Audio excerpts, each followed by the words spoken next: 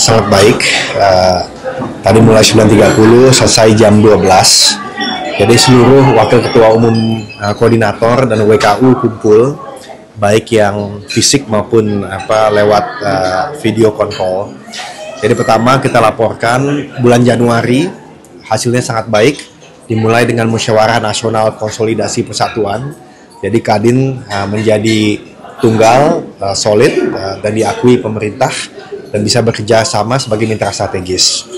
Yang kedua kita laporkan juga hasil daripada kunjungan ke Davos di World Economic Forum, di mana Indonesia dan India itu menjadi primadona. Dan ini karena pertumbuhannya dianggap akan menopang pertumbuhan dunia.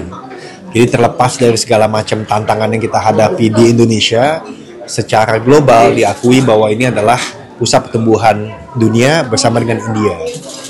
Lalu bicara juga mengenai India, bahwa kunjungan sangat baik, dimulai dengan CEO Forum, lalu juga ada business matching di mana teman-teman dari Kadin Provinsi juga ikut berpartisipasi, lalu juga ada kerjasama antar pasar modal, asosiasi pasar modal baik India dan Indonesia yang jumlahnya sangat besar, karena kalau dijumlahin bisa sampai 1 triliun US dollar dari sisi jumlah investor dari dua negara ini. Dan selanjutnya setiap wakil ketua umum koordinator melaporkan bidang-bidangnya.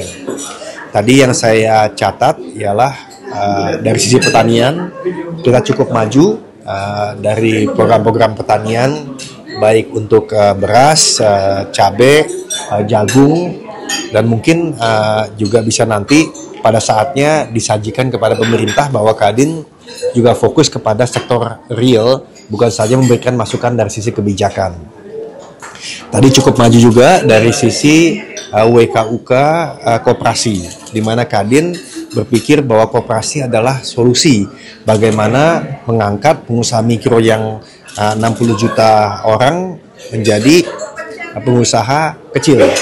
Nah, disinilah peran koperasi sangat penting, dan kelihatannya Kadin akan menjajaki pembentukan koperasi untuk bidang ini. Dan antara koperasi dan pertanian tentu hubungannya sangat dekat. Tadi juga kita bicara mengenai bagaimana bekerjasama berdasarkan ajakan Pak Menteri Tenaga Kerja Migran, Kadin bisa berpartisipasi untuk pelatihan calon pengusaha migran, terutama di bidang kesehatan maupun juga hospitality, seperti hotel dan lain-lain ya. Nah, terus saya rasa tadi bicara juga dari sisi wakil ketua umum koordinator bidang industri, bagaimana industri dari sisi energi hilirisasinya bisa terus dilanjutkan. Dari percakapan tersebut disampaikan bahwa memang Kementerian Investasi dan Hilirisasi mengatakan bahwa jumlah investasi yang dibutuhkan itu sekitar 3.500 triliun per tahun untuk mencapai 8%. Sehingga kepastian dunia usaha, ease of doing business, kemudahan berusaha, itu menjadi sangat penting.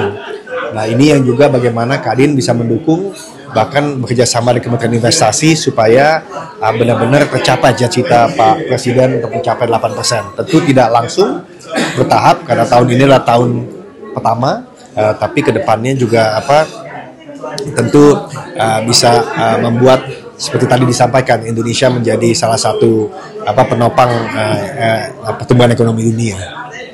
Pak, tadi soal energi kan kemarin kan Pak Presiden akhirnya pembatasan LPG akhirnya ditarik nih Pak. Ya. Nah kalau kita basic sendiri kan memang untuk subsidi sendiri kan ada yang dirasa kurang tepat sasaran gitu. Nah kalau dirasa nih kalau untuk pembatasan tetap perlu nggak sih Pak untuk APBN selanjutnya? Ya kan intinya kan niat awalnya adalah mengurangi subsidi, niat awalnya. Nah tapi penting juga dipikirkan istilahnya kesejahteraan masyarakat, dan ini adalah suatu seni lebih daripada ilmu untuk mencari equilibriumnya. Tapi Pak Presiden telah memutuskan dan saya rasa bijak untuk istilahnya membiarkan para pengecer untuk melanjutkannya, Karena yang penting masyarakat itu bisa mendapatkan ya sumber energi untuk kelangsungan hidupnya. Ya. Nah, tugas daripada pemerintah dan juga tentunya Kadin mendukung ialah bagaimana supaya subsidi ini bisa didanai dengan sehat. Ya. Nah, ini yang tadi kita bicara. Yang paling penting ialah bagaimana meningkatkan investasi dan juga neraca perdagangan sehingga surplus dan kita bisa membiayai ini semua. Nah, itu yang benar-benar dari Kadin merasa kita harus giat, ya. Karena tidak serta-merta bahwa subsidi itu dilakukan, tapi tidak dibarengi dengan kemudahan investasi yang baik. Jadi saya rasa ya kita mesti mendukung dan saya rasa itu baik karena bagaimanapun juga tujuan akhir dari suatu negara kan membuat kesejahteraan masyarakat. Ya. Masih lanjut dari pertanyaan kita yang tadi, kira-kira solusi dari Pak Adi ini sendiri yang tepat agar subsidi LPG